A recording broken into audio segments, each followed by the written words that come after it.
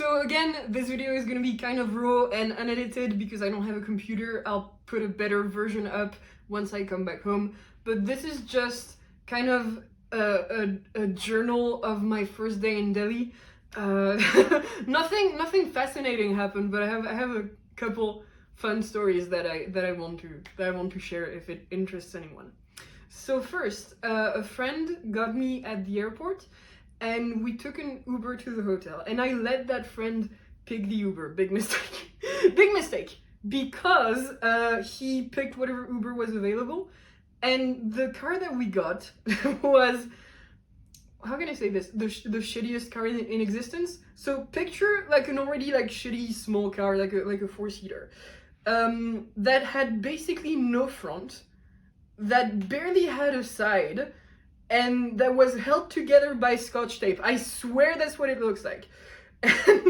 And so we get into this car and we drive to the hotel. And I'm not gonna tell you which hotel I'm staying at for obvious murder avoidance reasons, but it's a 5-star hotel with like valets and doormen and just rich people.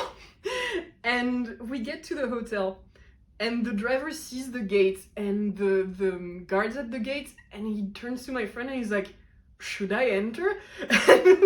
And we told him, I mean, yeah, enter. It's like, enter. And we enter.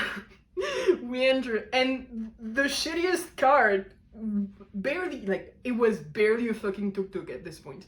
The shittiest car in the world parks next to what was basically 7 Porsches and like Mercedes and BMWs and like $100,000 cars, all of them. And there was our Uber. And I swear, so the valet opened my door and I could see him. He was, I swear, poor dude, he was holding back laughter so hard. I think I either lost the dick measuring contest or I won it. It's like either my car is so shit I'm a subhuman, or I am so rich that I can afford to show up in such a shit car at such a fancy hotel. I don't know which one it is, but it is one of the two. And I've never been in fancy hotels. So they took my luggage and they gave me a card like, "Oh, we'll get your luggage up to your room." And I turned to my friend and I was like, "What do I do with this card?" And he was like, "I don't know." So I get to the reception and I handed the card to the lady, and the lady, I think that's what I should have done anyway, but the lady was very nice. "My luggage is here, everything is fine."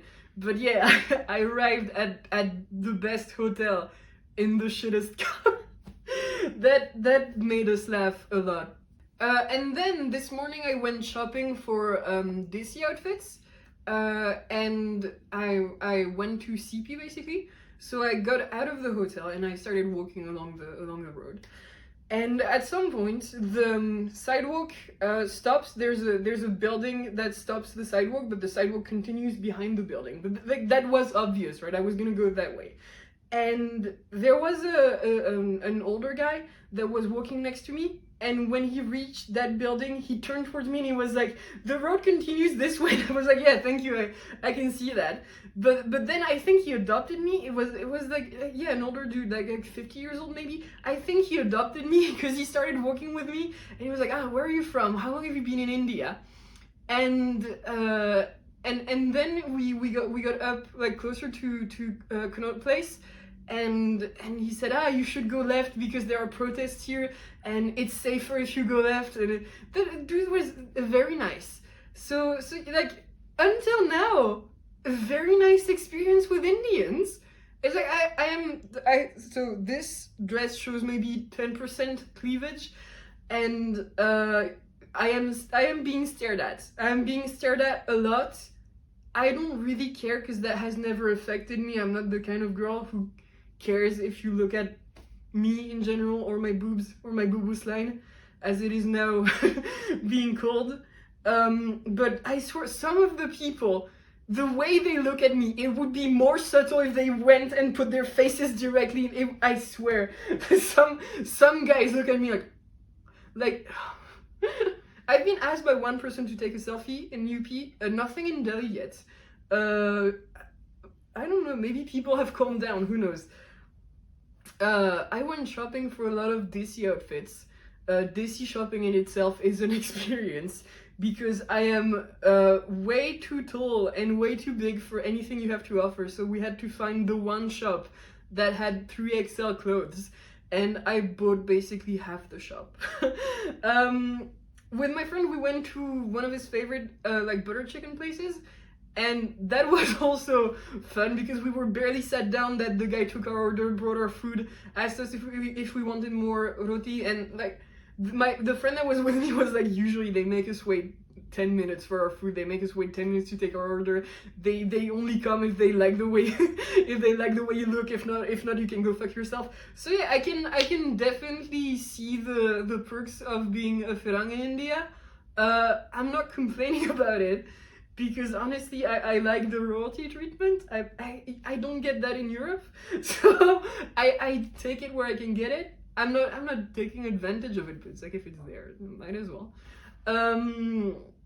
Yeah, so that has been my first day in Delhi. No one did anything bad to me. In fact, people were very helpful.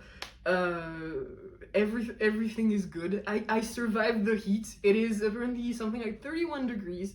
I'm not sunburnt yet. It's gonna come. I'm not sunburned because I use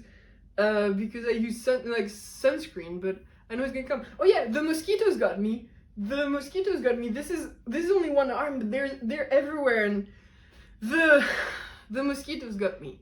The mosquitoes got me in UP, but it's showing up bad here. So yeah, I am a mosquito buffet. I think the mosquitoes tasted Firang blood and were like, come, 5-star restaurant. So I don't know when I'll be able to film again, but yeah, this was just my first impressions of Delhi, and I hope it wasn't too boring. Alright, see you.